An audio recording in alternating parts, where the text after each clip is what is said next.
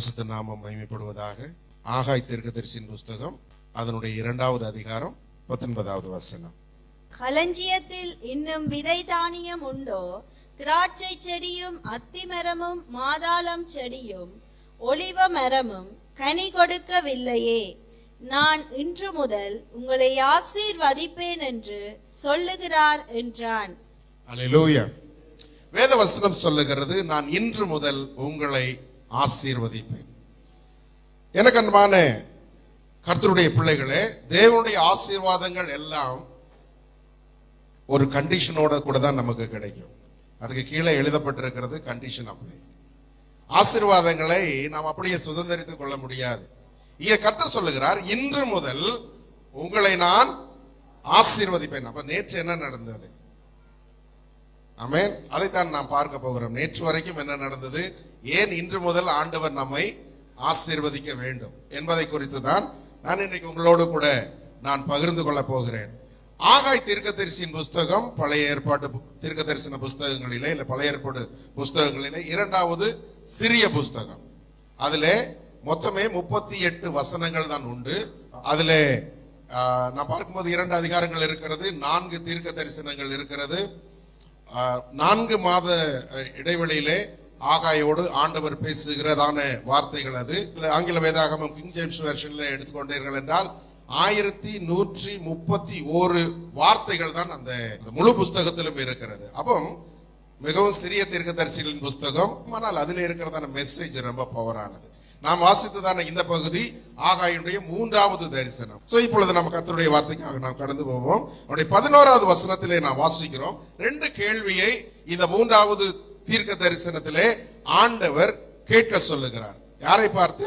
ஆசாரிகளை பார்த்து. முதலாவது கேள்வியை பாருங்கள்.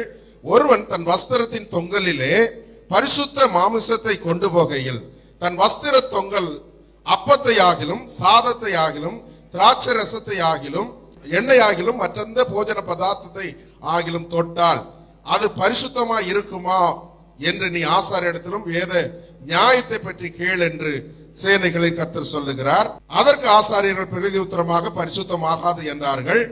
பிணத்தால் தீட்டுப்பட்டவன் அவைகளில் எதையாகிலும் தொட்டால் அது தீட்டுப்படுமோ என்று ஆகாய் பின்னும் கேட்டான். அதற்கு ஆசாரியர்கள் பிரதி உத்தரமாக தீட்டுப்படும் என்றார்கள். 2 கேள்விகள்.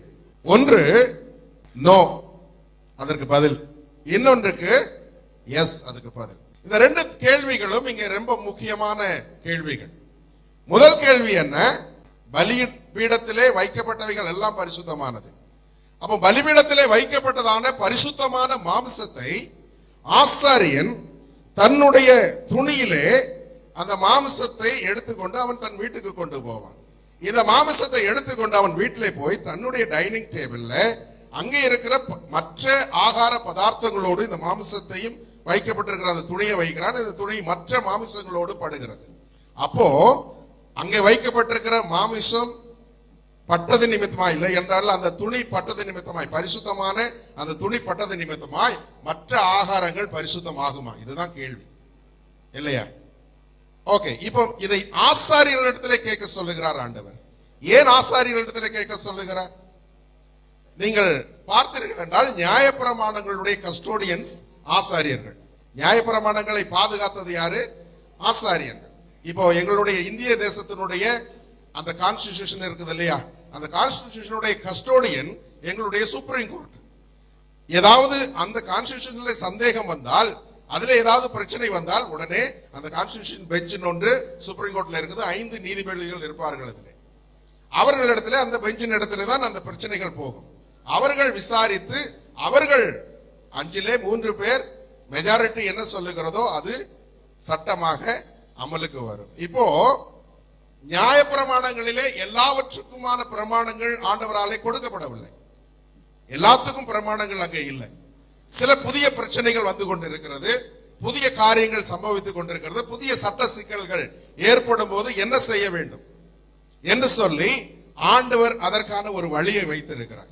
உதாரணத்துக்கு நான் சொல்லுகிறேன். என்னாகமத்தின் புஸ்தகம் அதனுடைய 27வது அதிகாரம் 1வது வசனத்தை நாம வாசிக்கலாம். யோசேப்பின் குமாரனாகிய மனாசேயின் குடும்பங்களில் மனாசேயின் குமாரனாகிய மாகீரின் மகனான கீலேயாத்துக்கு பிறந்த ஏபேருக்கு புத்திரனாய் இருந்த செலோப்பியாத்தின் குமாரத்தியாகிய மக்லால், நோவால், ஒக்லால், மில்கால், திர்சால் என்பவர்கள் வந்து. இது ஒரு பெரிய ஸ்டோரி, அதனுடைய சுருக்கத்தை நான் சொல்லி விடுகிறேன். இங்கே செலோத்தியாத் என்கிறதான ஒருவனுக்கு 5 பெண் பிள்ளைகள் இருந்தார்கள், ஆண் பிள்ளைகள் இல்லை. இன்னும் கானான் தேசத்துக்கு இவர்கள் போகவில்லை, கானான் தேசம் கொடுக்கப்படவில்லை.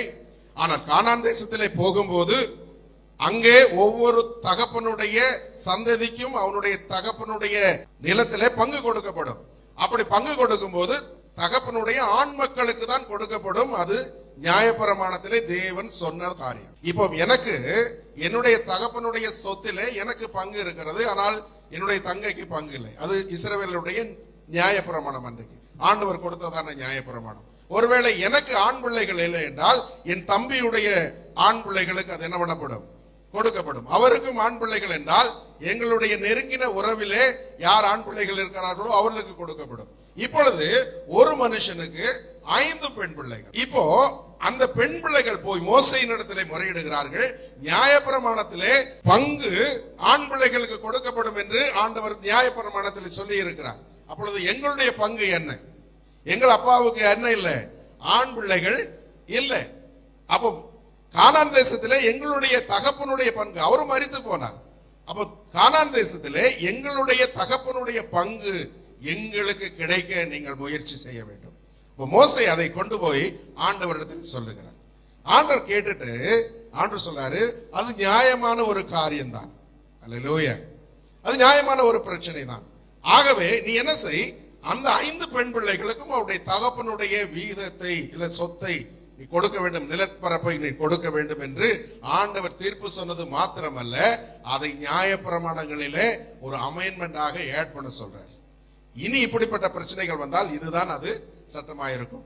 தமிழ்நாட்டில் 1929 தந்தை பெரியார் என்பவர் பெண் பிள்ளைகளுக்கும் சொத்திலே தகப்பனுடைய சொத்திலே பங்கு உண்டு என்று சொல்லி ஒரு தீர்மானத்தை அவர்களுடைய அந்த கட்சி கூட்டத்திலே நிறைவேற்றுகிறார்கள். ஆனால் 60 வருஷத்துக்கு பிற்பாடு கலைஞருடைய நாட்களிலே 1989 தமிழ்நாடு அரசு அது சட்டமாக சட்ட வடிவிலே அதை கொண்டு வந்து சட்டமாக அதை நிறைவேற்றுகிறது.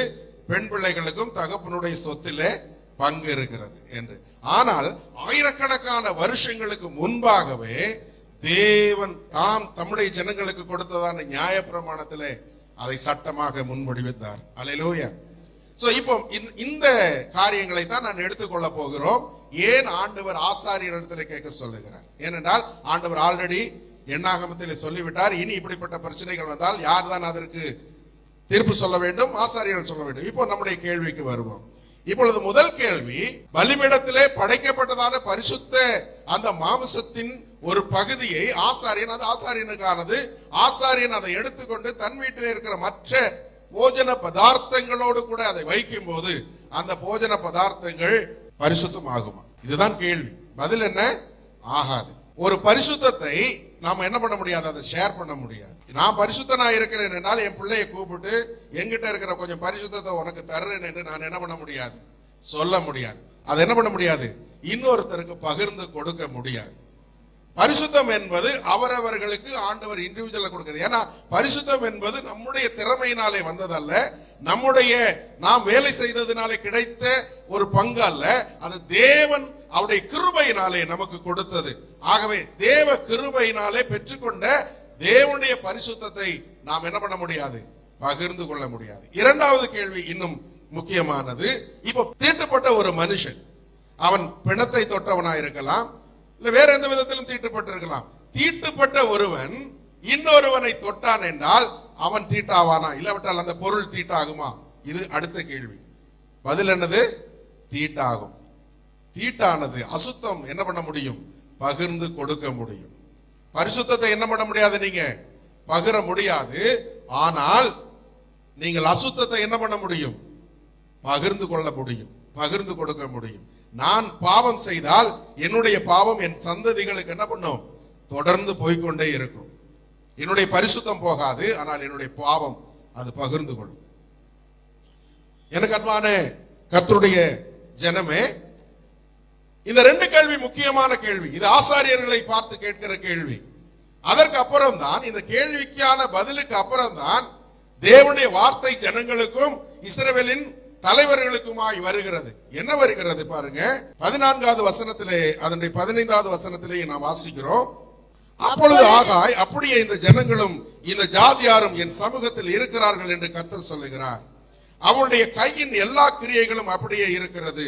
அவர்கள் அங்கே கொண்டு வந்து படைக்கிறதும் எப்படிப்பட்டதா இருக்கிறது? தீட்டா இருக்கிறது. ஏன் கர்த்தர் தேவ ஜனத்தினுடைய பலியை தீட்டு என்று சொல்லுகிறார்? ஏனென்றால் ஆண்டவர் விரும்பாத செயலை நான் செய்து, ஆண்டவருக்கு பிரியமில்லாத காரியத்தை நான் செய்து, நான் கொண்டு வருகிறது பலியும் தீட்டுப்பட்டதா இருக்கிறது. ஆண்டவர் விரும்பாத விஷயங்களை நான் செய்கிறேன். இங்கே எந்த காரியத்தை அவர்கள் ஆண்டவர் விரும்பாத காரியத்தை செய்தார்கள்? அவர்கள் பாவம் செய்தார்களா என்றால் இந்த ஜனம் பாவம் செய்யவில்லை. பாவம் அல்ல அங்க தீட்டு. வேற என்னது அவங்க செய்ததான தீட்டான காரியம்? 1வது அதிகாரத்திலே நாம் போகும்போது அதனுடைய 4வது வசனத்திலிருந்து நாம் வாசிக்கிறோம். இந்த வீடு பாழாய் கிடக்கும் போது நீங்கள் மச்சு பாவப்பட்ட உங்கள் வீடுகளில் குடியிருக்கும்படியான காலம் இதுவோ? இப்போதும் சேனைகளின் கர்த்தர் சொல்லுகிறார், உங்கள் வழிகளை சிந்தித்து பாருங்கள். ஓகே, இப்போ அவர்கள் செய்த தவறு என்ன? அவர்கள் பாவம் செய்யவில்லை. ஆனால் அவர்கள் தேவனுடைய ஆலயத்தை எப்படி போட்டிருந்தாங்க? பாழாய் போட்டிருந்தாங்க. தேவனுடைய ஆலயம் பாழாய் கிடக்கிறது. எனக்கு அன்பான கர்த்தருடைய பிள்ளைகளே, கிறிஸ்துவுக்கு முன்பாக 520 இந்த தீர்க்க தரிசனம் சொல்லப்படுகிறது. ஏன்னா தரிவின் 2ஆம் வருடம் தேதி எல்லாம் தெளிவாக ஆகாய் சொல்லுகிறார். கோரேசனுடைய நாட்களிலே கோரேஸ் ராஜா இவர்களுக்கு பர்மிஷன் கொடுக்கிறான். நீங்க போங்க, எருசலேமில் இருக்கிற தேவனே தேவன், அங்கே போய் அவருக்கு நீங்கள் என்ன பண்ணுங்க? ஆலயத்தை கட்டுங்கள். எப்பொழுது? கிறிஸ்துவுக்கு முன்பாக 536 அந்த கட்டளை பிறக்கிறது. கிட்டத்தட்ட 50,000 பேர் வாலிபர்கள் சேர்ந்து போகிறார்கள். என்னதுக்கு போறாங்க? தேவனுடைய ஆலயத்தை கட்டும்படியாக போகிறார்கள். எருசலேமை கட்டும்படியாக போகிறார்கள். கர்த்தருடைய வேலையை செய்யும்படியாக அவர்கள் போகிறார்கள். மிகுந்த உற்சாகத்தோடு, மிகுந்த வாஞ்சையோடு, மிகுந்த என்ன சொல்றது, ஒரு பெரிய பயங்கரமான எழுப்புதலோடு கூட இந்த வாலிபர்கள், இந்த ஜனங்கள் 50,000 பேருக்கு மேலாக இவர்கள் எருசலேமுக்கு போகிறார்கள். வேலையை இவர்கள் ஆரம்பிக்கிறார்கள். வேலை ஆரம்பிக்கிறாங்க. அப்பொழுது அங்கே எதிர்ப்புகள் வருகிறது. அங்கே அவர்கள் வேலையை செய்யறதுக்கு நிறைய பேர் அங்கே இருக்கிறதான லோக்கல்ஸ், அங்க இருக்கிறதான பழைய ஆட்கள், அவர்கள் என்ன சொல்றாங்க?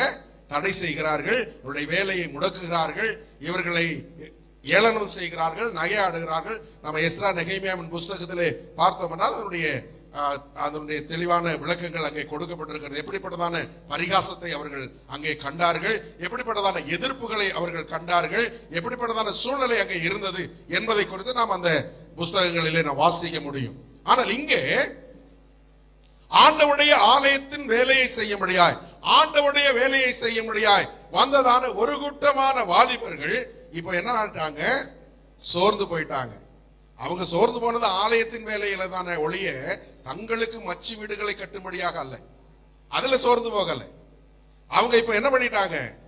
தங்களுக்கு நல்ல வீடுகளை கட்டி கொண்டார்கள், தங்களுக்கு நல்ல தோட்டங்களை போட்டுக் கொண்டார்கள், தங்களுக்கு நல்ல விதமான வயல் நிலங்களை தெரிந்து கொண்டார்கள், திராட்சை தோட்டங்களை அவர்கள் நாட்டினார்கள். அவர்களுக்கு தேவையானதை செய்கிறதற்கு அவர்களுக்கு சோர்வு இல்லை. ஆனால் கர்த்தருடைய வேலையை செய்கிறதற்கு மாத்திரம் அவர்கள் சோர்ந்து போனார்கள். கடந்த 4 வருஷமாய் நாங்கள் எப்பொழுதும் எங்களுடைய சபையிலே வருஷத்துக்கு 1 மாதம் நாங்கள் தெரு ஊழியங்களை செய்வோம். தெருவிலே நின்று ஆண்டவரை சொல்லுவோம். வருஷத்துக்கு 1 மாசம் கம்ப்ளீட் எல்லா சபையும் சேர்ந்து நாங்கள் செய்வோம். அந்தமான் நிக்கோபார் தீவுகள் என்பது 532 தீவு கூட்டங்களை கொண்டது. 532 தீவுகள் இருக்கிறது எங்க தீவுகள்ல. அதுல 38 தீவுகளிலே ஜனம் வசிக்கிறார்கள், மற்ற தீவுகள் வெறுமையாய் கிடக்கிறது. அங்கே மனிதன் வசிப்பதற்கான சூழ்நிலைகள் இல்லை. வருஷத்துக்கு 1 முறை நாங்கள் இந்த தெரு ஊழியங்களை செய்வது உண்டு. தெருக்களிலே நின்று ஆண்டவருடைய சுவிசேஷத்தை சபையாக நாங்கள் சொல்லுவோம். கடந்த 2019 போன வருஷம் வரைக்கும் கொரோனாவை பழி போட்டு நாங்கள் வீட்டிலேயே இருந்து விட்டோம். 2 வருஷம் கொரோனா பிரச்சனை இருந்தது, இன்னும் 2 வருஷம் எக்ஸ்ட்ரா. அதை பேரை சொல்லி கொரோனா தானே, இந்த நாட்களில் நம்ம போகக்கூடாது, கூட்டமாய் சேரக்கூடாது, நம்ம எல்லாரும் வெளியே போய் நிற்கக்கூடாது, வியாதி வந்துடும், தொற்று வந்துடும் என்று சொல்லி கொரோனா மேலே ஒரு சாக்கு போக்கு சொல்லி நாங்கள் ஊழியம் செய்யாமல் இருந்தோம். ஆனால் கடந்த டிசம்பர் மாதம் ஆண்டவர் மறுபடியும் ஆகாய போல என் தலையில அடித்து ஆண்டவர் பேசினார். இனி எத்தனை நாள் இந்த சாக்கு போக்க சொல்லிட்டு இருப்ப? கொரோனா எங்கேயோ நாடு கடந்தது உங்களுடைய ஜபத்தினாலே, இன்னும் அது பேரை சொல்லிட்டு நீ படுத்து நித்திரை செய்கிறாயா? எழுந்துரு. சோ டிசம்பர்ல இருந்து இந்த ஜனவரி மாதம் 22ஆம் தேதி வரைக்கும் நாங்கள் 2 மாதம் தொடர்ந்து தெரு ஊழியங்களை நாங்கள் செய்தோம். பாருங்க, அநேக வேளைகளிலே நமக்கு சாக்கு போக்கு சொல்ல ஈஸியா இருக்குது. ஏன் ஊழியத்துக்கு வரல? ஏன்னா வீட்டுல ஒருத்தர் உடம்பு முடியாம இருக்கிறாங்க. ஏன் ஊழியத்துக்கு வரல? ஏன்னா வீட்டுல மருமகா வந்திருக்கிறாங்க. ஏன் ஊழியத்துக்கு வரல? மாமா வந்திருக்கிறாங்க. ஏதாவது ஒரு காரியம், ஏதாவது ஒரு விஷயம், கர்த்தருடைய வேலையை செய்வதற்கு மாத்திரம் நமக்கு ஏதாவது ஒரு சாக்கு போக்கு தேவையாயிருக்கிறது. இங்க பாருங்க, இவர்கள் தேவனுடைய ஊழியத்தை செய்யும்படியாய், கர்த்தருடைய ஆலயத்தை கட்டும்படியாய் போனதான இந்த வாலிபர்கள் இப்ப வாலிப வயசெல்லாம் முடிஞ்சு போச்சு. ஏன்னா இவங்க வெறுமையா இருந்தது 1 வருஷம் 2 வருஷம் கிடையாது, 16 வருஷங்கள். ஆமென். 16 வருஷங்கள் இவர்கள் எருசலேமிலே போய் 16 வருஷங்கள் முடிகிறது. அப்பொழுதுதான் கர்த்தர் ஆகாய் தீர்க்கதரிசியை எழுப்புகிறார், சகரியாவை எழுப்புகிறார். ஆண்டவர் சொல்லுகிறார், இனியும் நீங்கள் மச்சு வீடுகளிலே குடியிருந்து இந்த ஆலயம் பாழாய் கிடக்கிறதை பார்த்து கொண்டு இருப்பீர்களா? இவங்க என்ன நினைச்சாங்க? ஆண்டவருக்கான பலியை மாத்திரம் நாம் செலுத்துவோம், அவருக்கு குறுக்கு வழியிலே ஏதாவது அவரை பிரியப்படுத்த முடியும் என்றால் அதை நாம் செய்வோம், முக்கியமான வேலையை விட்டு விடுவோம், மற்ற வேலைகளை செய்வோம். நிறைய நேரத்தில் நாம் என்ன நினைக்கிறோம்? ஞாயிற்றுக்கிழமை ஆராதனைக்கு நாம் போவோம். 8 மணி ஆராதனையா, 8:30, அது நான் 7:30 கூட வந்துடுறேன், ஒன்னும் பிரச்சனை இல்லை. மற்ற இடநாள்ல என்னை தொந்தரவு பண்ணாதீங்க. இடநாள் என்னோட நாள் அல்ல, அது பாஸ்டரோட நாள், அவங்க ஊழியம் செய்யட்டும். நாங்கள் ஞாயிற்றுக்கிழமை ஆலயத்துக்கு வருகிறோம். அப்ப ஏதோ ஒரு காரியத்திலே குறுக்கு வழியிலே ஆண்டவரை பிரியப்படுத்தினால் தேவனுடைய ஆசீர்வாதங்களை நாம் பெற்றுக்கொள்ள முடியும் என்று நாம் நம்புகிறோம். ஆனால் அப்படி அல்ல. கர்த்தருடைய ஆசீர்வாதங்களை நாம் பெற்றுக்கொள்ள வேண்டும் என்று சொன்னால் அவர் விரும்புகிற காரியத்தை நாம் தெளிவாக செய்ய வேண்டும், ஒழுங்காக நாம் செய்ய வேண்டும். இப்ப பாருங்க, இந்த 5வது வசனத்தில் நாம் வாசித்தோம், இப்பொழுதும் சேனைகளின் கர்த்தர் சொல்லுகிறார், உங்கள் வழிகளை சிந்தித்து பாருங்க. நீங்க ஆகாய் தீர்க்கதரிசியின் புஸ்தகத்திலே இந்த சிந்தித்து பாருங்கள் என்கிற வார்த்தை ரிப்பீட் ஆகிறது நீங்க பார்க்கலாம். மறுபடியும் மறுபடியும் அது வரும். ஒவ்வொரு முறையும் ஆண்டவர் சொல்லுகிறார், நீங்கள் உங்கள் வழிகளை என்ன பண்ணுங்க? சிந்தித்து பாருங்க. நீங்களே உங்களை ஜட்ஜ் பண்ணுங்க, நீங்களே உங்களை செல்ஃப் எக்ஸாமின் பண்ணுங்க, நீங்களே உங்களை பண்ணிக்கொள்ளுங்க. நான் உங்களுக்கு சொல்ல வேண்டாம். இதுவரைக்கும் நீங்கள் செய்ததான காரியம் கர்த்தருக்கு பிரியமானதா என்று சொல்லி உங்களை நீங்களே என்ன பண்ணுங்க? சிந்தித்து பாருங்க. Consider your self. உங்களை யோசித்து பாருங்க, உங்களை குறித்து சிந்தித்து பாருங்க. அல்லேலூயா. 6வது வசனம் சொல்லுகிறது, நீங்கள் திரளாய் விதைத்தும் கொஞ்சமாய் அறுக்கிறீர்கள், நீங்கள் புசித்தும் திருப்தியாகவில்லை, நீங்கள் குடித்தும் பரிபூர்ணம் அடையவில்லை, நீங்கள் வஸ்திரம் உடுத்தியும் ஒருவனுக்கும் குளிர் விடவில்லை, கூலியை சம்பாதிக்கிறவன் பொத்தலான பையிலே போடுகிறவனாய் அதை சம்பாதிக்கிறான். இப்போ நிறைய உங்களுக்கு வந்தும் நீங்க ஒன்றிலும் என்ன இல்லை? திருப்தி இல்லை. நிறைய சாப்பிடுறீங்க, திருப்தி இல்லை. எதுவுமே நமக்கு இன்னைக்கு திருப்தியை கொடுக்கவில்லை. காரணம் என்ன தெரியுமா? நாம் தேவனுடைய ஊழியத்தை செய்யவில்லை. எது திருப்தியை நமக்கு கொடுக்கும்? ஆண்டவருக்கான பணியை நாம் செய்யும் போது. அப்போ கர்த்தருடைய வசனம் சொல்லுகிறது, நீங்கள் இன்னைக்கு எல்லாவற்றையும் செய்கிறீர்கள், நிறைய சம்பாதிக்கிறீங்க, நிறைய காரியங்களை செய்கிறீங்க, எல்லாவற்றையும் செய்கிறீர்கள், ஆனால் ஒன்றிலும் உங்களுக்கு என்ன இல்லை? திருப்தி இல்லை. அதை நீங்கள் சிந்தியுங்க. எதை நம்ம சிந்திக்கணும்? அதை சிந்தித்து பாருங்க, அதை யோசித்து பாருங்க. ஏன் நான் திருப்தி இல்லாமல் இருக்கிறேன்? இரவிலே நான் தூக்கத்துக்கு போகும்போது எனக்கு நிம்மதியான தூக்கம் வர மாட்டேங்குது. ஏன்? அதை குறித்து யோசியுங்கள், அதை குறித்து சிந்தியுங்கள். உங்கள் வழிகளை என்ன பண்ணுங்க? 7வது வசனத்திலே மறுபடியும் சொல்லுகிறார், உங்கள் வழிகளை நீங்கள் என்ன பண்ணுங்க? சிந்திங்க. இதை குறித்து சிந்திங்க. நிறைய சம்பாதிக்கிறோம். எங்க ஊர்ல பாத்தீங்கன்னா அந்தமான் தீவுகள்ல எல்லாரும் அரசாங்க வேலையில் இருப்பவர்கள் தான் இருப்பாங்க. ஏன்னா அங்க பிரைவேட் வேலை கொஞ்சம் தான், அரசாங்க வேலை தான் மெயினா. அதனால நல்ல சேலரி இருக்கும், நல்ல சம்பளம் இருக்கும். காரணம் என்னவென்றால் அது இந்த தீவுகளில் இருக்கிறதுனால எக்ஸ்ட்ரா மற்ற இப்போ சென்னையிலே தமிழ்நாட்டிலே இருக்கிற அரசாங்க வேலையை விட அந்தமான்ல இருக்கிற வேலை செய்கிறவங்களுக்கு கொஞ்சம் சம்பளம் அதிகம். அது என்ன சொல்லுவார்கள் என்றால் எல்லையில இருக்கிறவர்களுக்கான விசேஷித்த சேலரி, அது கொஞ்சம் கூட இருக்கும். அப்ப நிறைய சம்பாதிப்பார்கள். ஆனா அந்த சம்பளத்தை வாங்கிட்டு வீட்டுக்கு வருக்குள்ள வீட்டுல வந்து பார்க்கும்போது கை வெறுங்கையா இருக்கும். ஏன்னா வர்ற வழியிலே மளிகை கடைக்காரன் பிடுங்கிக்குவான், வட்டி கடைக்காரன் பிடுங்கிக்குவான். இன்னும் அவங்க லோன் ஏதாவது எடுத்திருந்தாங்களா அவங்களுடைய புரோடம்பன்ல அவர்களுடைய ஆயுள் சேமிப்பில் இருந்து அதை வெட்டி கொள்வார்கள். வீட்டுக்கு வரும்போது ஒன்றும் இருக்காது. கர்த்தர் சொல்லுகிறார், நீங்கள் நிறைய சம்பாதிக்கிறீங்க, ஆனா எதிலே போட்டுட்டு இருக்கிறீங்க? ஓட்டையான பையிலே நீங்கள் போட்டுக் கொண்டிருக்கிறீர்கள். பொத்தலான பையிலே நீங்கள் உங்களுடைய சம்பாதித்தை போடுங்கிறீங்க. சிந்தித்து பாருங்க. சங்கீதத்தில் என்ன வாசிக்கிறோம்? உன் கையின் பிரயாசத்தை நீ சாப்பிடுவாய், உனக்கு பாக்கியமும் நன்மையும் உண்டாயிருக்கும். ஆனால் இங்கே கர்த்தர் சொல்லுகிறார், நீ சம்பாதிக்கிறது எல்லாத்தையும் பொத்தலான பையில போட்டுட்டு இருக்கிற. அப்போ உனக்கு எதுவும் மிச்சமாகிறது இல்லை. அதை குறித்து நீ சிந்தித்து பார். நீ என்னை குறித்து சிந்திக்க வேண்டாம், உன்னுடைய நிலைமையை குறித்து நீ சிந்தித்துக்கொள். உன்னுடைய ஆசீர்வாதத்தை குறித்து நீ சிந்தித்துக்கொள். உன்னுடைய குடும்பத்தை குறித்து நீ சிந்தித்து பார். ஏன் ஆசீர்வாதத்தை நாம் இன்று பெறாமல் இருக்கிறோம்? வருஷம் நம்ம வாக்குத்தத்தங்களை பெறுகிறோம் இல்லையா? அந்த வாக்குத்தத்தங்கள் ஏதாவது நிறைவேற இருக்குதான்னு நம்ம என்னைக்காவது யோசித்து இருக்கிறோமா?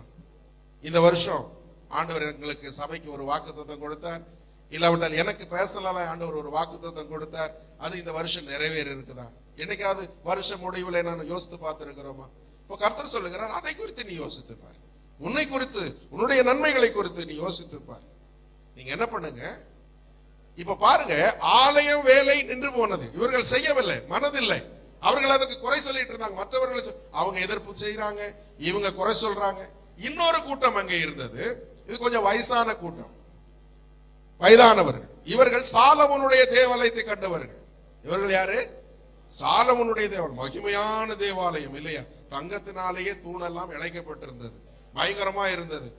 ஏனென்றால் சாலமோன் ராஜா இல்லையா? அவனுக்கு முன்பாக தாவீது ஆலயத்துக்கான எல்லா பணிமுட்டுகளையும் சேர்த்து வைத்திருந்தார் என்று சொல்லப்படுது. அப்போ அந்த தேவாலயத்தை கண்டவர்கள் கொஞ்சம் பேரு இந்த வாலிபர்களை பார்த்து சொன்னாங்க, என்னத்தை நீ பண்ண போற? நீ சாலமோன போராடியான ஒரு தேவாலயம் உன்னால கட்ட முடியுமா? முடியாது இல்ல. அப்புறம் இதுக்கு செய்யற நீ? சாலமோனுடைய தேவாலயத்துடைய மகிமையை இந்த தேவாலயத்தில் நீங்கள் கொண்டு வர முடியுமா? அப்படி ஒரு பெரிய தேவாலயத்தை உங்களால கட்ட முடியுமா? இதெல்லாம் இது இவர்கள் உள்ளே இருக்கிற கூட்டம் இல்லையா? உள்ளேயே சபைக்குள்ளேயே இருந்து கொண்டு செய்கிற காரியங்களை செய்கிறவர்களை பலவீனப்படுத்துகிறவர்கள். அவங்க சொல்றாங்க, இந்த சாலமோனுடைய தேவாலயத்தினுடைய மகிமையான அந்த தேவாலயத்தை போல உங்களால கட்ட முடியுமா? யோசித்து பாருங்க வாலிபர்களே, உங்களால அது முடியாது. அப்போ நீங்க எதுக்கு செய்யறீங்க? ஒரு மரத்துல வீடு கட்டிடலாம்னு நினைக்கிறீங்களா? மரத்துல ஒரு தேவாலயத்தை கட்டிடலாம்னு நினைக்கிறீங்களா? கர்த்தர் சொல்லுகிறார், 8வது வசனத்திலே வாசிக்கிறோம், நீங்கள் என்ன பண்ணுங்க? நீங்கள் மலையின் மேல் ஏறி போய் மரங்களை வெட்டி கொண்டு வந்து ஆலயத்தை கட்டுங்கள். அதன் பேரில் நான் பிரியமாய் இருப்பேன், அதனால் என் மகிமை விளங்கும் என்று கர்த்தர் சொல்லுகிறார். நீங்கள் மலை மேல் ஏறி போங்க, மரங்களை வெட்டுங்க, அதை கொண்டு ஆலயத்தை கட்டுங்க. அதுல மகிமை வர்றதுக்கும் வராம இருக்கிறதும் என்னோட வேலை ஆண்டவர் சொன்னார். அல்லேலூயா. நீங்கள் செய்ய வேண்டிய ஊழியத்தை நீங்கள் செய்யுங்க. நிறைய நேரத்தில் நம்ம சொல்லிட்டு இருப்போம், அதுக்கு ஆண்டவருக்கு பிரியமா இருக்குமா தெரியாது. எங்க சபையில புதிதாய் ஒரு சகோதரர் இப்போ குடும்பமாய் வருகிறார்கள். அவருக்கு வாசிக்க படிக்க எதுவும் தெரியாது. போன வாரம் அவர் ஒரு சாட்சியை எங்கள் சபையிலே சொன்னார். அவர் சொன்னார், அவருடைய ஒரு உறவினரை பார்க்கும்படியாக அவர் மருத்துவமனைக்கு, அங்கே இருக்கிற எங்களுடைய ஜெனரல் ஹாஸ்பிட்டலுக்கு அவர் போயிருந்தார். அங்கே அந்த உறவினர் அந்த மருத்துவமனையில் இல்லை, அவர் டிஸ்சார்ஜ் போயிட்டாரு. அவரு அங்கே போயிட்டு வெளியே வரும்போது அவர் சொல்றாரு, சாட்சியில சொல்றாரு, ஆண்டவர் என்னோட பேசினார், நீ வந்துட்டு இந்த மருத்துவமனை வரை நீ வந்துட்டியே, நீ ஏன் சும்மா போற? ஒவ்வொரு வியாதியஸ்தர்களுக்காக நீ போய் என்ன பண்ணு, ஜெபம் பண்ணு அப்படின்னு ஆண்டவர் என்னோட பேசினார். அப்ப நான் ஆண்டவர்கிட்ட சொன்னேன். அவர் சொல்றாரு, நான் ஆண்டவர்கிட்ட சொன்னேன், எனக்கு ஜெபம் பண்ண தெரியாது, ஜெபம் பண்றதுக்கு எனக்கு தெரியாது, நான் இப்பதான் அவர் வந்து கொண்டு இருக்கிறார். அப்ப ஆண்டவர் அவர்கிட்ட சொன்னாரா, நீ ஒன்று பண்ண, நீ போ, தொடு, அவங்கள வியாதியத்துல கை வை, உனக்கு தெரிஞ்சதை சொல்லு. அவர் எல்லா படுக்கையிலையும் போய் இயேசுவின் ரத்தம் ஜெயம்னு மட்டும் சொன்னார். எனக்கு மிகவும் சந்தோஷமா இருந்தது. அநேக வருஷங்களாக சபையில் இருக்கிறவர்களால இந்த ஒரு சாட்சியை சொல்ல முடியல. நேற்று ரட்சிக்கப்பட்டு வந்த, படிப்பறிவே இல்லாத, வேதவசனம் கூட வாசிக்க தெரியாத ஒரு சகோதரர் இந்த சாட்சியை சொல்லும் போது என் உள்ளத்துல மிகுந்த சந்தோஷம் உண்டானது. எனக்கு அன்பான கர்த்தருடைய பிள்ளைகளை, கர்த்தருடைய ஊழியத்தை நாம் செய்கிறதற்கு அது சாக்கு போக்கு சொல்லக்கூடாது. இப்போ ஆண்டவர் சொல்றார், நீ தங்கத்தினாலே எனக்கு ஆலயத்தை கட்ட வேண்டிய தேவையில்லை, வெள்ளியினாலே நீ அதை செய்ய வேண்டிய தேவையில்லை. வெள்ளியும் என்னுடையது, தங்கமும் என்னுடையது. நீ அதெல்லாம் வச்சு நீ செய்யணும்னு அவசியம் இல்லை. மலைக்கு போ. எது ஈஸியானது, எது உன்னாலே முடியக்கூடியது, உன்னை கொண்டு செய்யக்கூடியது எது? காடுகளுக்கு போ, காட்டு மரங்களை வெட்டு. கேதுரு மரங்களை வெட்டணும்னு கூட ஆண்டவர் சொன்னார். காட்டிலே போய் காட்டு மரங்களை வெட்டி கொண்டு வா, இங்கே எனக்கான ஒரு ஆலயத்தை நீ உண்டு பண்ணு, அதிலே நான் என்ன பண்ணுவேன், என்னுடைய மகிமையை கொண்டு வருவேன். அல்லேலூயா. அதிலே நான் உங்கள் மத்தியிலே இருப்பேன், என்னுடைய மகிமை அதிலே வெளிப்படும். இங்கே வாசிக்கிறோம், அதனால் என் மகிமை விளங்கும் என்று கர்த்தர் சொல்லுகிறார். அப்புறம் சொல்றாரு, இப்போ அவருடைய சிச்சுவேஷன் என்ன, அதிகமாய் வரும் என்று நீங்கள் எதிர்பார்த்தும் இதோ கொஞ்சம் கிடைச்சது. நிறைய விளைச்சல் போடுறீங்க. இன்னைக்கு நாம ஜெப விண்ணப்பங்களை சொல்லும் போது விளைச்சல் இல்லாமல் நம்ம இந்த தீவுகளில் நீங்கள் இருக்கிறீர்கள் என்ற ஜெப விண்ணப்பங்களை சகோதரர் சொன்னார். நிறைய விளைச்சல் விதையை விதைக்கிறீங்க, ஆனா அறுக்கும் போது மாத்திரம் எப்படியா இருக்கிறீங்க, கொஞ்சமாய் நீங்கள் அறுக்கிறீர்கள். நிறைய பிரயாசப்படுகிறோம், நிறைய வேலை செய்கிறோம், ஆனால் நமக்கு வருமானம் பார்க்கும்போது கொஞ்சமாய் இருக்கிறது, நாம் அறுக்கிறது குறைவாய் இருக்கிறது. நிறைய காரியங்களை செய்தோம், நாம் கொஞ்சமாய் வீட்டுக்கு கொண்டு வருகிறோம். கர்த்தர் சொல்லுகிறார், நான் ஊதி போடுகிறேன். எது நிமித்தம் என்றால், என் வீடு பாழாய் கிடக்கும் போது நீங்கள் எல்லோரும் அவன் தன் வீட்டிற்கு ஓடி போகிறீர்களே, இது நிமித்தமே. அல்லேலூயா. கல்வாரி சபைக்கும் எனக்குமான தொடர்பு 1985 இருந்து.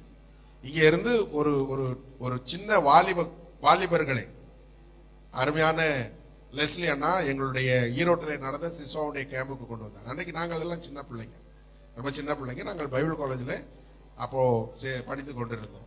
இங்க இருந்த வாலிபர் பிள்ளைகள், அவருடைய உற்சாகம், அவருடைய அந்த டேலண்ட்ஸ், அதெல்லாம் பார்த்துட்டு அது எங்களை நிறைய, எனக்குள்ள என்னுடைய தனிப்பட்ட வாழ்க்கையில இது நிறைய ஒரு உத்வேகத்தை, எனக்குள்ளே ஒரு பெரிய உந்துதலை, ஒரு இன்ஸ்பிரேஷனை எனக்குள்ளே அது கொண்டு வந்தது. இங்க இருந்ததான சகோதரர்கள் வந்து எங்களோடு கூட அந்த செய்ததான ஊழியர்கள், அன்றிலிருந்து இன்று வரைக்கும் இந்த சபையோடு ஒரு நல்ல தொடர்பு எனக்கு இருக்கிறதற்காக ஆண்டவருக்கு நான் நன்றி சொல்லுகிறேன். அல்லேலூயா. இங்க நான் வாசிக்கிறோம், நீங்கள் என்ன பண்ணுங்க, தேவனுடைய ஊழியத்தை நீங்கள் செய்யுங்க. என்னுடைய வீடு பாழாய் கிடக்கும் போது நான் எப்படி உங்க விவசாய நிலங்களை ஆசீர்வதிக்க முடியும்? என்னுடைய வேலை குறைவாய் இருக்கும் போது நான் எப்படி உங்களுடைய சம்பாத்தியங்களை ஆசீர்வதிக்க முடியும்? என்னுடைய காரியங்கள் குறைபட்டு இருக்கும் போது நான் எப்படி உங்களை மகிழ்விக்க முடியும் என்று கர்த்தர் கேட்கிறார். இதை குறித்து நீங்கள் சிந்தித்து பாருங்க, இதை குறித்து நீங்கள் யோசித்து பாருங்க. அல்லேலூயா. இப்போ இந்த முதலாவது தீர்க்க தரிசனம் மிகவும் தெளிவான தீர்க்க தரிசனம். முதலாவது அதிகாரம் முழுவதுமே ஆகாயினுடைய முழு தீர்க்க தரிசனம், ஒரு தீர்க்க தரிசனம் அது. அப்போ அவர்கள் என்ன பண்ணுகிறார்கள், 13வது வசனத்திலும் 14வது வசனத்திலும் நான் வாசிக்கிறோம், அப்பொழுது கர்த்தருடைய தூதனாகிய ஆகாய் கர்த்தர் தூதனுக்கு அனுப்பின வார்த்தையின்படி ஜனங்களை நோக்கி, நான் உங்களுடனே இருக்கிறேன் என்று கர்த்தர் சொல்லுகிறார் என்றான். பின்பு கர்த்தர் செலத்தியலின் குமாரனாகிய செருபாபேல் என்னும் யூதாவின் தலைவனுடைய ஆவியையும், யோசாக்கின் குமாரனாகிய யோசுவா என்னும் பிரதான ஆசாரியனுடைய ஆவியையும், ஜனத்தின் மீதியான எல்லாருடைய ஆவியையும் எழுப்பினார். இப்போ அவங்க எல்லோரும் உற்சாகம் அடைகிறார்கள், சபை உற்சாகம் அடைகிறது, தலைவர்கள் உற்சாகம் அடைகிறார்கள். அவர்கள் தேவனுடைய ஆலயத்தை 16 வருஷத்துக்கு அப்புறமாக மறுபடியும் என்ன பண்ண ஆரம்பிக்கிறாங்க, கட்டும்படியாக அவர்கள் அன்றைக்கு புதிய உற்சாகத்தினாலே நிரப்பப்படுகிறார்கள். அல்லேலூயா. அவங்க சிந்தித்து பார்க்கிறார்கள், தங்களுடைய வாழ்க்கையை எண்ணி பார்க்கிறார்கள். எனக்கு அன்பான தேவனுடைய பிள்ளைகளை, இங்கே கர்த்தர் சொல்லுகிற வார்த்தைகளை பாருங்க. 2வது அதிகாரம் அதனுடைய 6வது வசனமும் 7வது வசனத்தையும் நாம் வாசிக்கலாம்.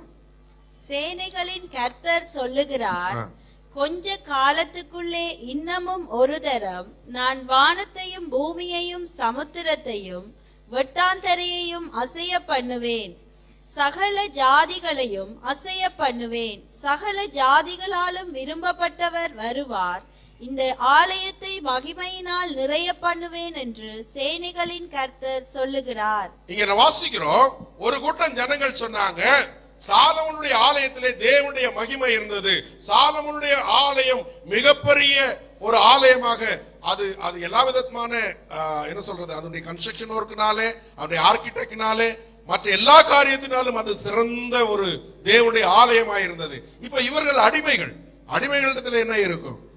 அவரிடத்துல ஒன்றும் இல்லை. அப்ப அடிமைகள் கட்டுகிற ஆலயம் எப்படிப்பட்டதா இருக்கும்? அது மண்ணினாலே மரத்தினாலே கட்டப்பட்ட சிறிய ஆலயமா இருக்கும். ஆனால் சேனைகளின் கர்த்தர் சொல்லுகிறார், கொஞ்ச காலத்துக்குள்ளே நான் இன்னும் ஒரு தரம் என்ன பண்ண போகிறேன்? வானத்தையும் பூமியையும் சமுத்திரத்தையும் வெட்டாந்தரையும் என்ன பண்ண போகிறேன்? அசைய பண்ண போகிறேன். தேவனுடைய அசைவு தேவ ஜனத்துக்குள்ளே வரும்போது கர்த்தர் பூமியையும் அசைக்கிறார். அல்லேலூயா. சபையை கர்த்தர் அசைக்கும் போது அந்த சபையுடைய அசைவு என்பது சபைக்குள்ளே மாத்திரமல்ல, இந்த தேசத்திலும் வருகிறது. இந்த உலகம் முழுவதும் இந்த அசைவானது மாறுகிறது. ஒரு எழுப்புதல் ஒரு மனுஷனுக்குள்ளே கிடைக்கும் போது அந்த எழுப்புதல் அவனுக்குள்ளே இருந்து கிரியை செய்வது மாத்திரமல்ல, அவன் இருக்கிற சபையை அசைக்கிறது, அவன் இருக்கிற தேசத்தை அது அசைக்கிறது. அல்லேலூயா. ஆண்டவர் சொல்லுகிறார், சகல ஜாதிகளையும் நான் அசைய பண்ணுவேன். இப்ப மகிமை எப்படி வரும்? மரத்தினாலே கட்டப்பட்ட ஒரு ஆலயத்துல மகிமையானவர் அந்த ஆலயத்துக்குள்ளே வரும்போது அந்த ஆலயம் என்னவாய் நிரம்பும்? மகிமையாய் மாறும். அல்லேலூயா. அப்போ ஆகாய் சொல்லுகிறான், சகல ஜாதிகளாலும் விரும்பப்பட்டவர் எங்கே வருவார்? நீங்கள் அடிமைகள் கட்டுகிற இந்த தேவாலயத்துக்கு வருவார். அல்லேலூயா. சகல ஜாதிகளாலும், இஸ்ரவேலர்களால் மாத்திரமல்ல, இன்றைக்கு இங்கே கொழும்புல இருக்கிறதான தேவ ஜனங்களாலே, யாழ்ப்பாணத்தில் இருக்கிறதான தேவ ஜனங்கள், இலங்கை முழுவதும் இருக்கிறதான தேவ ஜனங்கள், சகல ஜனங்களாலும், இந்தியாவில் இருக்கிறதான தேவ ஜனங்கள் விரும்பப்படுகிற ஒருவர். அல்லேலூயா. அவர் எங்கே வருவார்? அடிமைகள் கட்டுகிற இந்த மரத்தினாலான தேவாலயத்திலே அவர் காலை வைப்பார். என்றைக்கு அவர் அந்த இடத்துல காலை வைக்கிறாரோ அன்றைக்கு அந்த ஆலயம் என்னவாய் நிரம்பும்? மகிமையாய் நிரம்பும். அல்லேலூயா. சோ மகிமை என்பது நம்ம பிடிச்சி இழுத்துட்டு வர்றது அல்ல. மகிமை அதுவாய் நம்ம இடத்துல வரும். அல்லேலூயா. நம்முடைய ஆராதனையிலே சிறப்பு இருக்கும் என்றால், நம்முடைய செயல்களிலே சிறப்பு இருக்கும் என்றால், நம்முடைய வேலைகளிலே தெளிவு இருக்கும் என்றால், ஆண்டவருக்கு அவைகள் பிரியமா இருக்கும் என்றால், மகிமையானவர் வருவார். அவர் வரும்போது அவரோடு சேர்ந்து ஆலயத்திற்கான மகிமையும் கடந்து வரும். அல்லேலூயா. அதை நாம் கட்டுகிற தங்கத்தினாலேயோ வெள்ளியினாலேயோ மற்ற எந்த காரியத்தினாலேயோ நாம் அதை செய்ய முடியாது. இன்னைக்கு பல இடங்களிலே ஓலை குடிசையிலே தேவனை ஆராதிக்கிறதான ஊழியங்கள் இருக்கிறது. நான் தமிழ்நாட்டிலே திருவள்ளூர் என்கிறதான இடத்துல பக்கத்திலே ஒரு கிராமத்துக்கு என்னை ஒரு ஊழியருக்கு கொண்டு போயிருந்தார். அந்த ஆலயத்துக்குள்ளே போனோம்னா குனிஞ்சிட்டு தான் போகணும். ரொம்ப அந்த அந்த அந்த கூரை மட்டும்தான் இருக்கும், ஓலையினாலே வைந்த கூரை. அங்க எழுந்து நின்று பேச முடியாது. கொஞ்சம் உயரமா தெரியணும்னா முட்டி போட்டுட்டு தான் பேசணும், நீங்க பிரசங்கமே பண்ணணும். ரொம்ப தாழ்வான ஓலை குடிசையினாலேயான ஒரு ஆலயம், அது மகிமையான ஆலயம். அல்லேலூயா. காரணம் என்னது? தேவ ஜனங்கள் அங்க என்ன பண்ணிக்கிட்டு இருக்கிறாங்க? கர்த்தரை ஆராதித்துக் கொண்டு இருக்கிறார்கள். நாங்கள் எங்களுடைய ஊழியத்தின் ஆரம்பத்த நாளிலே எங்களுக்கு சபைக்கான இடம் கிடையாது. நாங்கள் ஒரு பலா மரத்துக்கு கீழே தான் நாங்கள் ஆராதனை ஆரம்பித்தோம். பலா மரத்துக்கு கீழே இருக்கிற நிழலிலே. அதுக்கப்புறம் டின்னினாலேயான தகரத்தினாலேயான சின்ன ஒரு ஷெட்டு போட்டோம். அந்த ஷெட்டிலே தான் நான் நின்று கொண்டு பிரசங்கம் பண்ணுவேன். ஜனங்கள் அந்த மரத்து நிழலிலே இருப்பாங்க. பாத்தீங்கன்னா சின்ன குழந்தைங்க கால் வரைக்கும் மேல ஏறி உட்கார்ந்து இருப்பாங்க, இடம் இருக்காது. அங்கே நின்று தான் நான் பிரசங்கம் பண்ணுவேன். நான் உணர்ந்திருக்கிறேன் தேவனுடைய மகிமையை அந்த ஆலயத்திலே. அல்லேலூயா. ஒன்றுமில்லை, எந்த விதமான இல்ல ஆடம்பரமான எந்த பொருட்களும் அந்த ஆலயத்திலே இல்லை. வெறும் பழைய டின்னு. அப்ப ஆலயம் என்பது அந்த பில்டிங்லே அல்ல, ஆலயம் என்பது அதுக்குள்ளே இருக்கிற நாம் தான். அல்லேலூயா. சோ நம்முடைய செயல்கள் தேவனுக்கு பிரியமா இருக்கும் என்றால், நம்முடைய காரியங்கள் ஆண்டவருக்கு பிரியமா இருக்கும் என்றால், மகிமையானவர் நாம் இருக்கிற இடத்திலே வருவார். அல்லேலூயா. அந்த மகிமையானவர் நாம் இருக்கிற இடத்திலே வரும்போது நாம் இருக்கிற இடமானது மகிமையாய் மாறும். அது ஓலை குடிசையா இருக்கலாம், அது தகரத்தினாலான ஒரு சின்ன கொட்டாயா இருக்கலாம், அது எந்த விதமான வெளிப்புற மனிதர்களுக்கு தோற்றத்திலே இது ஒரு சபையா என்று கேட்கக்கூடிய அளவிலே இல்லாத ஒரு பில்டிங்கா இருக்கலாம். ஆனால் மகிமையான அந்த தேவன் நமக்குள்ளே வரும்போது அது மகிமையினாலே நிரம்பும். அல்லேலூயா. அதுதான் ரொம்ப முக்கியம். தேவனுடைய மகிமை என்பது சாலமோனுடைய ஆலயத்திலே அல்ல, அதை காட்டிலும் பெரிய மகிமை எங்கே இருந்தது? அடிமைகள் கட்டினதான ஆலயத்திலே இருந்தது. அல்லேலூயா. கர்த்தர் சகல ஜனங்களையும் அசைய பண்ணுகிறார். சகல ஜனங்களையும் ஆண்டவர் மறுபடியும் எழுப்புகிறார். எங்க ஊர்ல ஒரு பாஸ்டர் என்கிட்ட ஒரு தடவை சொன்னாரு, நாமளும் வருஷம் எல்லாம் எழுப்புதலுக்காக நாம் என்ன பண்ணிக்கிட்டு இருக்கிறோம்? ஜெபம் பண்ணி கொண்டு இருக்கிறோம். எழுப்புதல் எங்கள் தேசத்திலே அனுப்பும். இந்தியா இயேசுவுக்கு சொந்தமாகட்டும், இந்தியா இயேசுவை காணட்டும். பயங்கரமா ஜெபம் பண்றோம், எல்லா சபையிலையும் ஜெபம் பண்றோம். ஆனா ஆப்போசிட்டா அந்த கூட்டத்துக்கு தான் என்ன வந்துட்டு இருக்குது இப்போ? எழுப்புதல். அவன் எங்க பார்த்தாலும் கோயில கட்டிட்டு இருக்கிறான். எழுப்புதல் அங்க வந்துருச்சு, இன்னும் சபைக்குள்ளே அது என்ன பண்ணல? வரல. ஆனா நாம தான் எழுப்புதலுக்காக என்ன பண்ணிக்கிட்டு இருக்கிறோம்? இன்னும் ஜெபம் பண்ணி கொண்டு. நானா எழும்பாத வரைக்கும் என்னை யாரும் என்ன பண்ண முடியாது? எழுப்ப முடியாது. அல்லேலூயா. நான் எந்திரிக்கணும். நான் முடமானவனாய் நான் என்னுடைய பெட்டிலே படுத்துக் கொண்டிருந்தேன் என்றால் என்னை யாரும் எழுப்ப முடியாது. எழுப்புதல் வர வேண்டும் என்றால் நான் முதலாவது என்ன பண்ணணும்? எழுந்திருக்க வேண்டும். நான் எழுந்து கர்த்தருக்காக நான் நின்றேன் என்றால் எனக்கு பார்த்து ஒரு சிலர் எனக்கு பின்னாடி வருவாங்க, அவர்களை பார்த்து ஒரு சிலர் வருவார்கள், அவர்களை பார்த்து ஒரு சிலர் வருவார்கள். ஒரு மனிதன் ஒரு கூட்டமாக மாற முடியும் எப்பொழுது தெரியுமா? அவன் எழுந்து நிற்க வேண்டும். நான் பல சாக்கு போக்குகளை சொல்லிக்கொண்டு பலவிதமான காரியங்களை சொல்லிக்கொண்டு நான் இருந்தேன் என்றால் ஒரு காலமும் என்னிடத்தில் எழுப்புதல் வராது. என்னிடத்தில் எழுப்புதல் வராத வரை என்னுடைய சபையில எழுப்புதல் வராது. என்னுடைய சபையில எழுப்புதல் வராத வரை என் தேசத்தில எழுப்புதல் வராது. அப்போ நான் என்ன செய்யணும்? இருக்கிற நான் எழுந்திருக்கணும். அதுதானே எழுப்புதல். எழுந்தா தானே எழுப்புதல். அல்லேலூயா. சோ எழுந்திருக்க நாம் இன்றைக்கு முயற்சி பண்ணுவோம். அல்லேலூயா. இப்போ நான் என்னுடைய பிரசங்கத்துக்கு இப்ப நான் வர்றேன். 2 கேள்விகள் இப்ப பிரதானமான கேள்விகள் அங்கே கேட்கப்பட்டது. ஒன்று, பரிசுத்தமான மாமிசம் பொதியப்பட்டதான அந்த பரிசுத்தமான துணி மற்ற பொருட்களை பரிசுத்தமாக்குமா? ஆக்காது. அல்லேலூயா. நீங்க பரிசுத்தமாகணும்னா நீங்க எழுந்திருக்கணும். நீங்க ஆண்டவருக்காக வேலை செய்யணும். உங்களை யாரும் என்ன பண்ண முடியாது? பரிசுத்தமாக்க முடியாது, இயேசு கிறிஸ்துவை தவிர. அல்லேலூயா. இன்னொன்று, தீட்டானது உங்களை தீட்டுப்படுத்துமா? எங்கிட்ட இருக்கிற தீட்டு உங்களுக்கு வருமா? நமக்கு தெரியும், கொரோனாவை நாம் அனுபவித்தவர்கள் இல்லையா? கொரோனா பக்கம் போயிடாது. எங்க ஊர்ல ஒரு தடவை லாக்டவுன் போட்டிருந்தாங்க, ஃபுல்லாய் ஊரடங்கு போட்டிருந்தாங்க. நான் வீட்டுல ஒரு ஜாமானும் இல்லை, நடந்து போய் ஒரு கடையில ஒரு பொருள் வாங்க வேண்டும். அங்கே ஒரு செக் போஸ்ட் இருந்தது. போலீஸ்காரர்கள் நின்று கொண்டிருந்தார்கள். என்னை பார்த்து சொன்னார்கள், என் முடிய பார்த்துட்டு கொஞ்சம் வயசானவர் நினைச்சுக்கிட்டாங்க, அதனால வயசானவன் தான் நானு. அதனால அவர் சொன்னாரு, சார் ஏன் நீங்க இந்த மாதிரி ரோட்ல இப்படி சுத்திட்டு இருக்கிறீங்க? உங்களுக்கு தெரியாதா கொரோனா அங்க இங்கே சுத்திட்டு இருக்குது? நாங்களே பயந்து கொண்டு இங்க நின்றுட்டு இருக்கிறோம் எங்களுக்கு வேலையினால. நீங்க ஏன் இந்த மாதிரி போயிட்டு இருக்கிறீங்க அப்படின்னு அவர் என்னை பார்த்து சொன்னார். நம்ம எல்லாரும் கொரோனாவுக்கு பயந்து வீடுகளில் இருந்த நாட்கள் அது. எல்லோரும் டிஸ்டன்ஸை மெயின்டைன் பண்ணி கொண்டிருந்தோம். எல்லோரும் ஆலயத்திலே தனித்தனியா உட்கார்ந்துகிட்டு இருந்தோம். யாரும் கட்டிப்பிடிக்க கூடாது, யாரும் கை கொடுக்க கூடாது, யாரும் எல்லாம் பிரைஸ் அலோடு. தூரமா நின்று 4 அடி தூரத்துல நின்று பிரைஸ் அலோடு, அவ்வளவுதான். அல்லேலூயா. அப்போ நமக்குள்ளே ஒரு பெரிய கேப் அங்கே இருந்தது. ஏனென்றால் ஒருவேளை எனக்கு இருக்கும் என்றால், இல்லையா, எனக்கு இருக்கும் என்றால் என் சகோதரனுக்கு அது வந்து விடக்கூடாது என்கிற ஒரு பொறுப்புணர்ச்சி அதிலே இருந்தது. இன்னொன்று, அது ஒரு சமூக சேவையும் கூட, இல்லையா? ஏனென்றால் கொரோனா என்பது தீயது, கொரோனா என்பது பிசாசு. அந்த பிசாசு எனக்கு இருந்தது என்றால் இன்னொருத்தர் என்ன பண்ணிடுறது? பிடிச்சிடும். அது தீட்டானது, அது அழுக்கானது. அந்த அழுக்கு எனக்கிட்ட இருந்ததனால் அது பரவிக்கொண்டே இருக்கும். யாரெல்லாம் நான் கான்டாக்ட் பண்றேனோ, யாரெல்லாம் நான் சந்திக்கிறேனோ, இடத்துல எல்லாம் கரங்களை கொடுக்கிறேனோ, இடத்துல எல்லாம் பேசுகிறேனோ, அவர்கள் எல்லோருக்கும் அது வரும். தீட்டானது அப்படிப்பட்டதுதான், அது பரவக்கூடியது, வேகமாய் பரவக்கூடியது. ஆனால் பரிசுத்தம் பரவக்கூடியது அல்ல. இப்போ நீங்கள் புரிந்து கொள்ள வேண்டியது, பரிசுத்தத்தை நீங்கள் ஒருபோதும் ஷேர் பண்ண முடியாது. ஆனால் பாவத்தை, தீட்டை நாம் என்ன பண்ண முடியும்? பகிர்ந்து கொடுக்க முடியும். இதுதான் கேள்வி, இதுதான் பதில். எதற்காக இந்த கேள்வி, எதற்காக இந்த பதில்? ஏனென்றால் நீங்கள் கர்த்தருடைய வேலையை செய்தீர்கள் என்றால் நீங்கள் பரிசுத்தமாக முடியும். அதுவரைக்கும் நீங்கள் அழுக்காய் இருப்பீர்கள். நீங்கள் தொடுகிறவர்கள் எல்லோரும் என்னவாவாங்க? அழுக்காவாங்க. அல்லேலூயா. நீங்கள் பரிசுத்தமான போதுதான் மற்றவர்களை நீங்கள் வழி நடத்த முடியும். பாருங்க, இது இயேசு கிறிஸ்து இந்த உலகத்தில் இருக்கும் போது அவருக்கு விலக்காய் இருந்தது. குஷ்டரோகிகளை அவர் தொட்டார், குஷ்டரோகம் அவருக்கு வரவில்லை. குஷ்டரோகியனானா சுத்தமானான் என்று எழுதப்பட்டிருக்கிறது. அவனுக்கு இருந்த அசுத்தம் என்ன ஆயிற்று? மாறி அவன் என்ன ஆயிட்டான்? சுத்தமானான். பெரும்பாடுள்ள ஸ்திரீ அவருடைய வஸ்திரத்தின் தொங்கலை தொட்டாள், அவள் அசுத்தமாய் இருந்தாள். அங்கே சொல்லப்பட்டிருக்கிறது அவள் சுத்தமானாள். ஆமென்.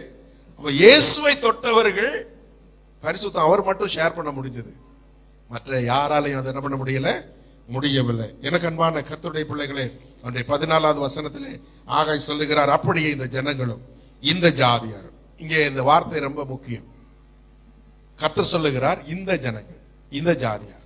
எகிப்திலே அவர்கள் அடிமையா இருக்கும்போது கர்த்தர் மோசேயின் இடத்துல சொன்னார், என்னுடைய ஜனங்கள், என்னுடைய ஜாதி, என்னுடைய nation, my nation, my people. இங்கே ஆண்டவர் சொல்லுகிறார், பாபிலோனிலே அடிமையா இருக்கிறவர்களை பார்த்து, இவர்கள் யாரு? இந்த ஜனங்கள். இவங்க யாருன்னு எனக்கு தெரியாது, இவர்கள் யாருடைய ஜனம் என்று எனக்கு தெரியல. இந்த ஜனம், இந்த ஜாதி. ஏன் இந்த பாரபட்சம் ஆண்டவரிடத்திலே? ஏனென்றால் எகிப்திலே அவர்கள் அடிமையா இருந்தது, சூழ்நிலை கைதிகளா இருந்தார்கள். அவர்கள் ஆண்டவரை அந்த தேசத்திலே அடிமைத்தனத்திலே அவர்கள் தேடிக்கொண்டிருந்தார்கள். அங்கே அவர்களுக்கு பாடுகள் இருந்தது, அங்கே பிரச்சனைகள் இருந்தது. நாள்தோறும் அவர்கள் பார்வோனுடைய கூட்டத்தாலே துன்பத்தை அனுபவித்துக் கொண்டிருந்தார்கள். ஆனால் இப்பொழுது கோரேசினுடைய நாட்களிலே இங்கே இஸ்ரவேலர்கள் சந்தோஷமா இருக்கிறாங்க. பெரும்பாலான ஜனங்கள் என்ன பண்ணல, அவன் விடுதலை கொடுத்துட்டும் கூட வாக்குத்தத்த தேசத்துக்கு வரவே விரும்பல. அவர்கள் அங்கே அரசாங்க பதவியில இருந்தார்கள், அரசாங்க வேலையில இருந்தார்கள், அவர்கள் நல்ல விவசாயம் பண்ணினார்கள், நல்ல வீடு கட்டினாங்க. பாபிலோனிலே அவர்கள் மிகுந்த சிறந்த சம்பாத்தியத்தில் இருந்தாங்க. அதனால பாதி பேர் என்ன பண்ணல, அதை விட்டுட்டு கூட வரல, கொஞ்சம் பேர் தான் வந்தாங்க. அப்போ அவர்கள் வாக்குத்தத்தம் பண்ணப்பட்ட தேசத்துக்கு வரதுக்கு கூட பலர் விரும்பவில்லை, பெரும்பாலான மெஜாரிட்டி விரும்பவில்லை. அப்ப கர்த்தர் சொல்லுகிறார், இந்த ஜனம், இந்த ஜாதி, this people, this nation. ஒருபோதும் ஆண்டவர் என்னையும் உங்களையும் அந்த மாதிரி சொல்லவே கூடாது. அவர் என்னுடைய ஜனம் என்று சொல்லுகிறது, என்னுடைய மகன், என்னுடைய தாசன் என்று சொல்லுகிறது தான் மிகுந்த விருப்பமான ஒரு காரியம். அல்லேலூயா. அதில் 15வது வசனம் ரொம்பவும் எனக்கு பிரியமான ஒரு வசனம். இப்போதும் கர்த்தருடைய ஆலயத்தை கட்டும்படி ஒரு கல்லின் மேல் ஒரு கல் வைக்கப்பட்டது முதல் நடந்ததை உங்கள் மனதிலே சிந்தித்து பாருங்கள். அல்லேலூயா. உங்கள் மனதிலே சிந்தித்து பாருங்கள். இந்த வசனம் ஆங்கிலத்திலே நான் வாசிக்கிறேன், ஒரு 4 டிரான்ஸ்லேஷன் வாசிக்கிறேன். முதலாவது ஆம்பிளிஃபைட் பைபிள்ல, but now to consider from this day forward. இங்க இந்த ஃபார்வர்டுங்கிற வார்த்தையை நாம் எடுத்துக்கொள்வோம். நான் ஆங்கிலம் அவ்வளவு புலமை பெற்றவன் அல்ல, ஆனால் நிறைய பிள்ளைகள், நீங்கள் படித்த பிள்ளைகள், உங்களுக்கு தெரியும் ஃபார்வர்ட். அடுத்த டிரான்ஸ்லேஷன் சொல்லுகிறது, அது ஏஎஸ்வி என்கிற American standard version. And now I pray you consider from this day and backward. இங்கே பேக்வேர்ட், ஃபார்வர்ட் இந்த மொழிபெயர்ப்பு என்ன சொல்லுகிறது, பேக்வேர்ட் என்கிறதான வார்த்தையை சொல்லுகிறது. அடுத்து இன்னொரு டிரான்ஸ்லேஷன் நமக்கு எல்லாருக்கும் அறிமுகமான king James version, KJV. And now I pray you consider from this day and upward. அது வார்த்தை என்னது, அப்வேர்ட். ஓகேவா? அடுத்து இன்னொரு மொழிபெயர்ப்பு இஎஸ்வி, இங்கிலீஷ் ஸ்டாண்டர்ட் வெர்ஷன், அது சொல்லுகிறது, now then consider from this day onward. Forward, backward, onward, upward. ஒரே ஒரு எபிரேய பதத்திற்கான 4 மொழிபெயர்ப்புகள். இப்போ ஆண்டவர் சொல்லுகிறார், நீங்க முன்னோக்கி சிந்தியுங்கள். நீங்க என்ன பண்ணுங்க, இதுவரைக்கும் நீங்க என்ன பண்ணமோ பண்ணிட்டீங்க, இதுவரைக்கும் நீங்கள் தவறு செய்திருக்கலாம். ஆனால் இன்றையிலிருந்து அதுதான் இன்று முதல் கர்த்தர் உங்களை என்ன பண்ண போகிறேன், நான் உங்களை என்ன பண்ண போகிறேன், ஆசீர்வதிக்க போகிறேன். இன்றிலிருந்து நீங்கள் என்ன பண்ணுங்க, முன்னோக்கி பாருங்கள், முன்னோக்கி செல்லுங்கள். புதிய ஆட்களுக்கு சொல்லுகிற வார்த்தை இது.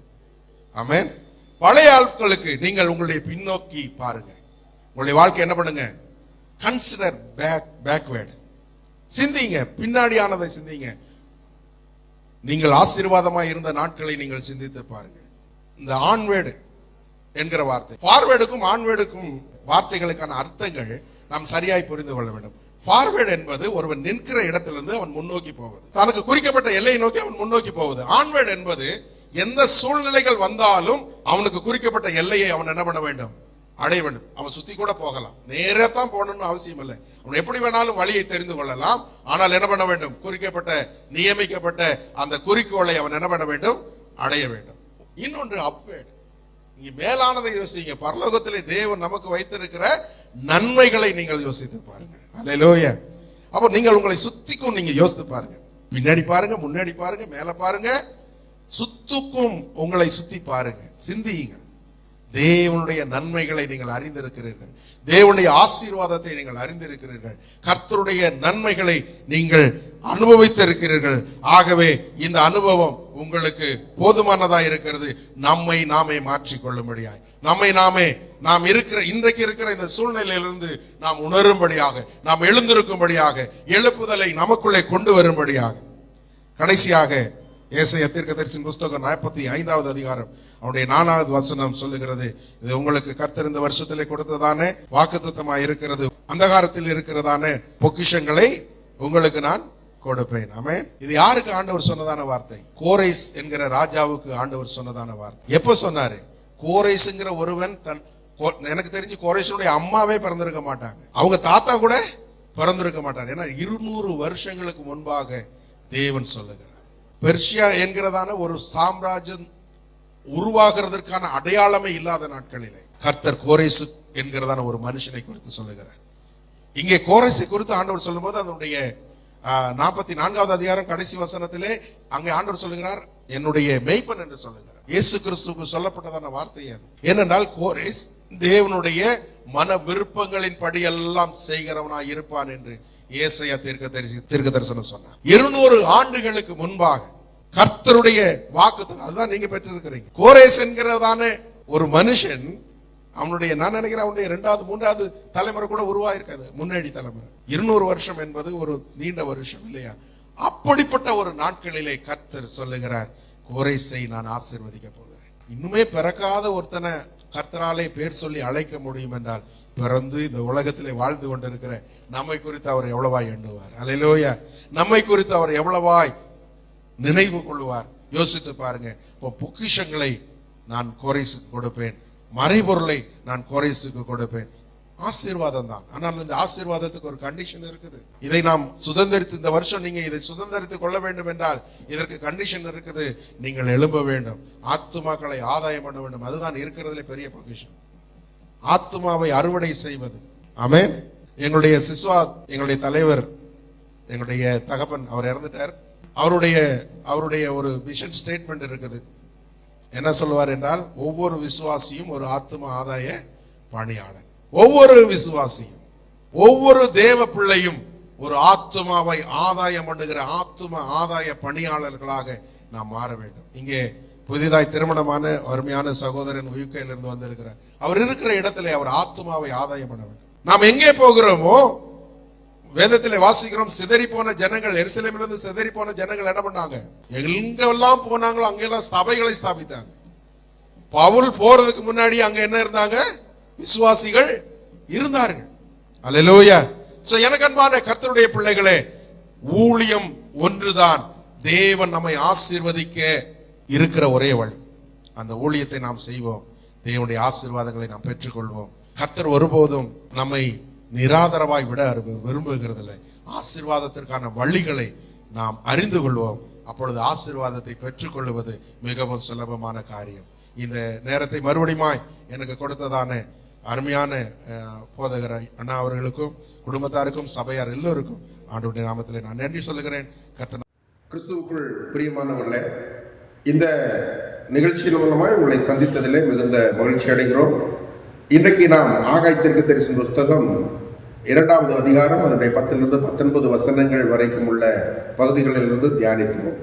இந்த நிகழ்ச்சி நான் இலங்கை யாழ்ப்பாணத்தில் இருக்கிறதான கல்வாரி பூர்ண சுவிசேஷ திருச்சபையிலே கொடுத்ததான செய்தி. பரிசுத்தம் என்பது மற்றவர்களுக்கு நாம் பகிர்ந்து கொடுக்க முடியாதது, கிறிஸ்து ஒருவரே நமக்கு கொடுக்க முடியும். ஆனால் ஒரு பாவத்தை நான் மற்றவர்களுக்கு பகிர்ந்து கொடுக்க முடியும். இன்னைக்கு நம்முடைய வாழ்க்கையில கிறிஸ்து இயேசு ஒருவரே நமக்கு பரிசுத்தமுள்ள ஒரு வாழ்வை தர வல்லவராய் இருக்கிறார்.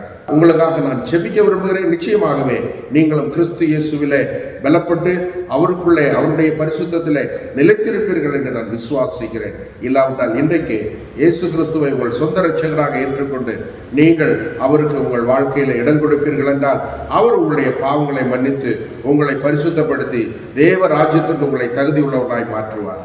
நாம் செபிப்போம். கிருபை நிறைந்த நல்ல ஆண்டவரே, இந்த செய்தியை கேட்டதான அருமையான இந்த யூடியூப் மூலமாய் பார்க்கிறதான எல்லா தேவ பிள்ளைகளை நீர் ஆசீர்வதிப்பீராக. அவருடைய வாழ்க்கையில கர்த்தாவே பரிசுத்தமானது அவர்களுக்குள்ளே கடந்து வரவும், நீர் கொடுக்கிற இந்த பரிசுத்தத்தில் அவர்கள் நிலைநிற்கவும் கர்த்தர் உதவி செய்யும். நாங்கள் ஒருபோதும் ஆண்டவரே தீயவைகளை நாங்கள் செய்து அந்த தீயவைகளை மற்றவர்களுக்கு நாங்கள் பகிர்ந்து கொடுக்காதபடிக்கு பரிசுத்தத்திலே நிலைத்திருக்க கர்த்தர்களுக்கு உதவி செய்யும்படியாக ஜெபிக்கிறேன். உதிக்கிற ஒரு ஒளியின் இடத்துல ஜாதிகள் வருவார்கள் என்று வேதத்தில் வாசிக்கிறோம். இந்த செய்தியை கேட்ட ஒவ்வொருவரும் இந்த உலகத்திற்கு வெளிச்சமாய் மாற, பரிசுத்தமாய் வாழ கர்த்தர் உதவி செய்யும்படியாக ஜெபிக்கிறேன். ஒவ்வொருவரையும் நீர் ஏற்றுக்கொண்டு அவருடைய வாழ்க்கையில நன்மைகளை நீ செய்வீராக. யாராவது வியாதியோடு இருப்பார்கள் என்றால், இந்த நிகழ்ச்சியை பார்த்து கொண்டிருக்கிற யாராவது பலவீனத்தோடு இருப்பார்கள், கர்த்தருடைய கரம் அவர்களை தொடுட்டும், பரிபூர்ணமான விடுதலையும் சுகத்தையும் தரட்டும். கர்த்தருடைய வல்லமையில ஒப்புக் கொடுக்கிறோம். ஒவ்வொரு நேர்களையும் நீர் ஆசீர்வதியும். நன்மை நாள் இருக்கும். இயேசுவின் நாமத்தில் ஜெபிக்கிறோம் நல்ல பிதாவே. ஆமென், ஆமென். நன்றி. இந்த நிகழ்ச்சி எப்பொழுது வேண்டுமென்றாலும் எங்களுடைய யூடியூப் சேனல் கீழே கொடுக்கப்பட்டிருக்கிறது. அதிலே நீங்கள் எப்பொழுது வேண்டுமென்றாலும் பார்க்கலாம். கர்த்தர் தாமே உங்களை ஆசீர்வதிப்பார்.